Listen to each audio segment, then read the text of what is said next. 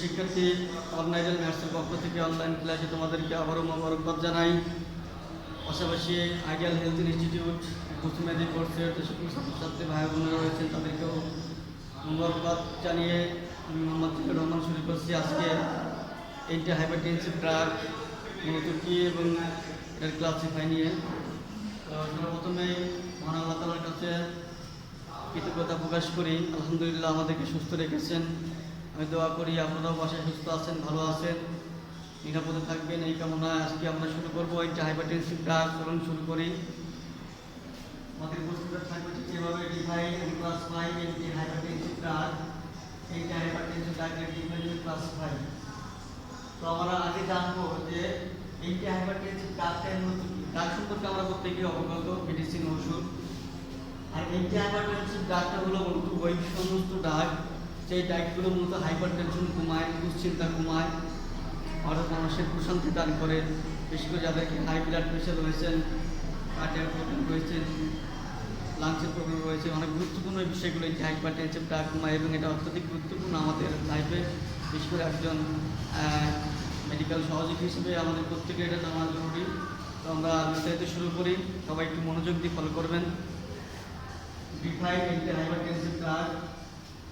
Anti-hypertensive drugs are the agents that are used in the treatment of hypertension are called anti-hypertensive drugs.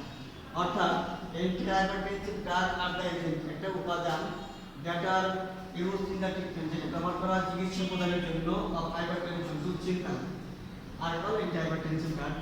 অর্থাৎ যেই ড্রাগগুলো দুশ্চিন্তা anxiety মানুষের পেরেশানি কমায় দেবে এবং রিল্যাক্স প্রশান্তি দান করবে এবং একটি ড্রাগ হলো এইটা হাইপারটেনসিভ ড্রাগ। আমরা মাত্র দুইটি কথা মনে রাখবো, যে ড্রাগ বা মেডিসিনগুলো মানুষের দুশ্চিন্তা কমিয়ে নিয়ে এসে কমায় দিয়ে প্রশান্তি বা রিল্যাক্স দান করবে, সেটাই হলো এইটা হাইপারটেনসিভ ড্রাগ।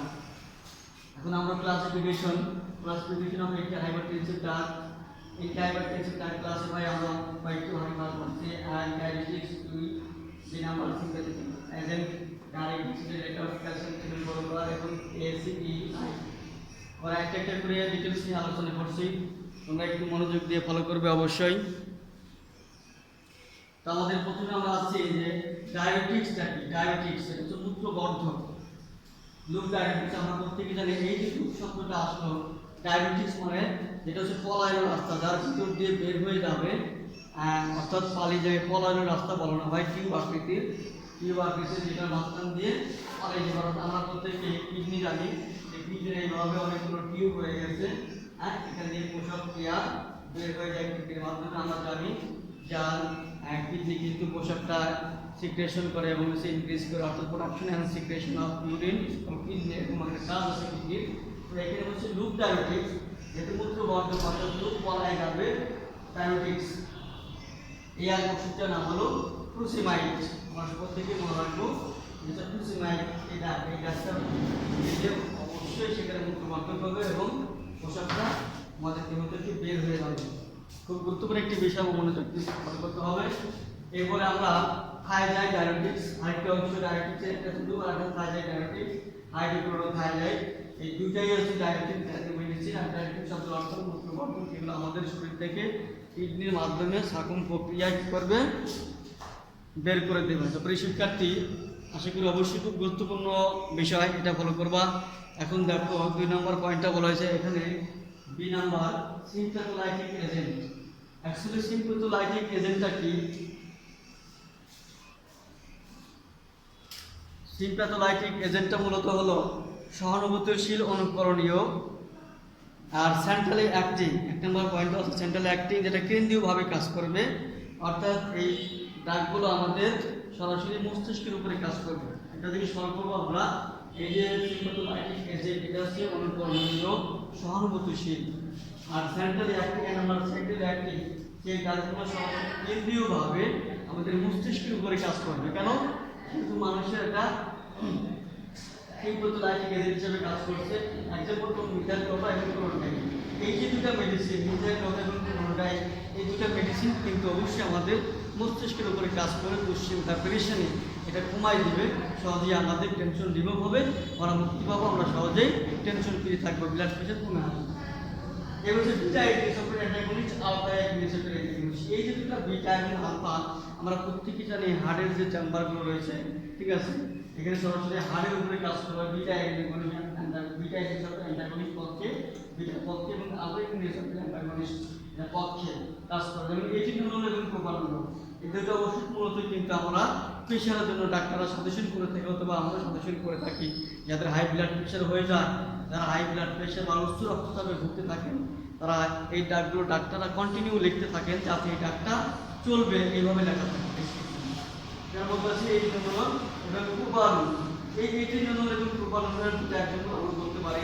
যেমন এটিনোল হচ্ছে এটিনোল অথবা টেনাপ অথবা আপনার প্রোপানোল হচ্ছে প্রোপানোলের মধ্যে আপনার ট্যাবলেট, একটা ট্যাবলেটের নাম আমরা বলছি যেমন ইন্ডিভার, ইন্ডিভার 10 একটা ট্যাবলেট। আর একটা ট্যাবলেট এটিনোলের মধ্যে আরেকটা ট্যাবলেট আছে তোমার হচ্ছে স্টেনোক্যাপ, এটা 50 থাকে 50 mg। ইন্ডিভার দিনে 2 বার ব্যবহার করতে হয়, স্টেনোক্যাপ দিনে 2 বার ব্যবহার করতে হয়। এই যে ডাকগুলো, এই ডাকগুলো কিন্তু মূলত আমাদের এই যে আলফা এবং বিটার উপর কাজ করবে এবং এটা মূলত আমাদের টেনশনকে রিমুভ করে দিবে। টেনশনকে রিমুভ করা যে হার্টবিট আছে সেই হার্টবিটকে রিমুভ করা দিয়ে কন্ট্রোলে নিয়ে আসবে, এক কথায় কন্ট্রোল ইনস্টিটিউশনকে কন্ট্রোলে নিয়ে এসে আমাদের কী করবে, প্রেশারকে দূর করে আমাদের প্রশান্তি দান করবে। যেটা কাটবে পুরো শিক্ষার্থী। এরপরে যে বিষয়টা আমরা বলা করবো, দেখুন এখানে 4 নাম্বারটা বলছে এডিনার্জিক নিউরন ব্লকার। এডিনার্জিক নিউরন ব্লকারটা হলো আবার এমন একটি ডাক যেই ডাকগুলো সরাসরি আমাদের নিউরনের উপরে কাজ করছেন। অ্যাকচুয়ালি যেহেতু হাইপার টেনশন, নিউরন কি আমরা জানি, প্রত্যেকেই জানি যে নার্ভাস সিস্টেমের এককটাই কিন্তু নিউরন। আর নার্ভাস সিস্টেম মানে আমরা গোটা মাথাকে যদি কেন্দ্র করে থাকি, তাহলে এই মাথাটা যখনই আমাদের ব্রেইন বা নার্ভটা যখন শান্ত থাকবে, কন্ট্রোল থাকবে, তখন আমাদের টেনশনটা কম হবে। আমাদের বলতে বার্ধক্যজনিত অবস্থায় এই বিষয়গুলো বেশি হয়, তারা অত্যাধিক টেনশন করে থাকে। যদি এই নিউরনটা কন্ট্রোলে থাকে, অর্থাৎ তাদের চিন্তার টেনশন কম থাকে, অটোমেটিক্যালি কিন্তু তাদের প্রেশারটা কমে যাবে। এই জন্য বলা হচ্ছে যে এটা নিউরন ব্লকার, যে ডাকগুলো নিউরনকে হলুদ করে ফেলছে, আটকে ফেলছে, বাধা প্রদান করছে। হ্যাঁ, সেই ক্ষেত্রে আমরা এই আলফা বিটার ড্রপা একটা মেডিসিন এবং ভিটামিন, এই মেডিসিনগুলো দিলে অবশ্যই কী হবে, এই যে নিউরনকে ব্লকার হয়ে গিয়ে শুধু চিন্তা ভাবনা করতে, অর্থাৎ আমাদের যে মগজ রয়ে গেছে, আমরা একটা বিষয় ফলো করি, আমাদের যে মগজ ব্রেইনের মধ্যে, হ্যাঁ, এই যে মগজগুলো যেগুলো রয়ে গেছে, মগজ যেটা আমরা বলি, এই মগজের ভিতর দিয়ে সূক্ষ্ম সূক্ষ্ম ভেইন থাকে, আটার থেকে থাকে, এটার ভিতর দিয়ে কী হয়, ব্লাড বা রক্ত চলাচল করে, ব্লাড বা রক্ত চলাচল করে। এই চলাচলের রাস্তায় যদি কোনো কারণে বাধাপ্রাপ্ত হয়, অটোমেটিক্যালি কিন্তু তার মাথা ব্যথা শুরু হবে, টেনশন শুরু হবে, বিভিন্ন ধরনের প্রবলেম ক্রিয়েট হয়।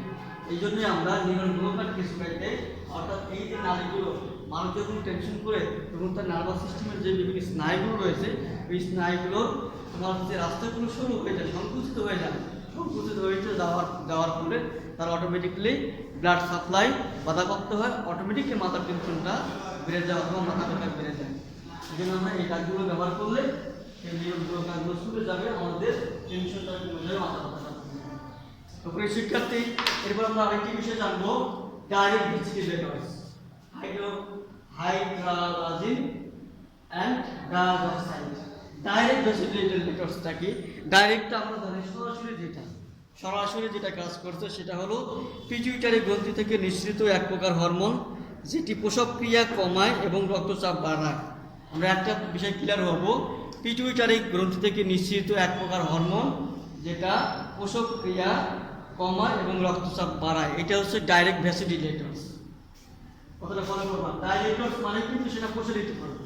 পিটুইটারি আমরা জানি আমাদের শরীরের যে হরমোনগুলো রয়ে গেছে, ঠিক এই জায়গা থেকে একটা হরমোন পিটুইটারি যে হরমোনটা রয়েছে, পিটুইটারি হরমোন থেকে নিশ্চিত এক হরমোন, যেটা আমাদের সরাসরি প্রক্রিয়া কমাই দিবে এবং রক্তচাপ বাড়িয়ে দিবে। কি হচ্ছে হাইড্রোজেন আর ডাইঅক্সাইড।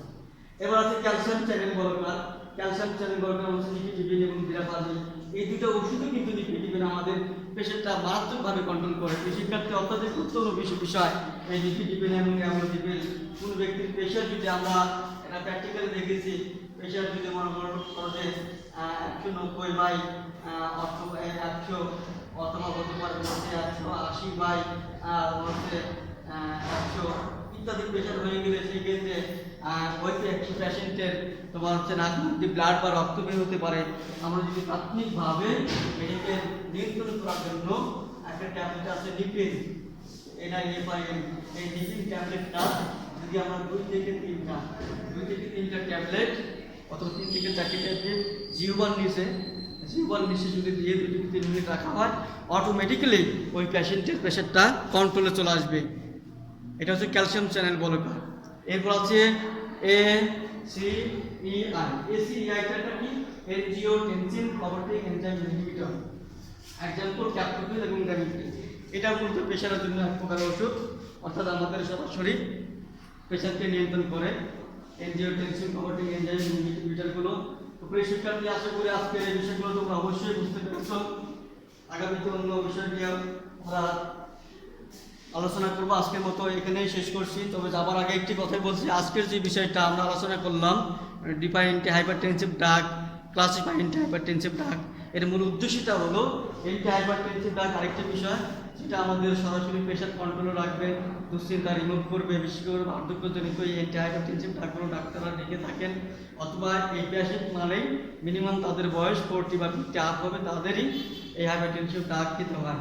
তো প্রিয় শিক্ষার্থী, আজকের মতো এখানে শেষ করছি। তোমাদের সকলকেই সকলের সুস্বাস্থ্য কামনা করে আমি আজকের মতো এখানে শেষ করছি। সকলকে ধন্যবাদ। আসসালামু আলাইকুম।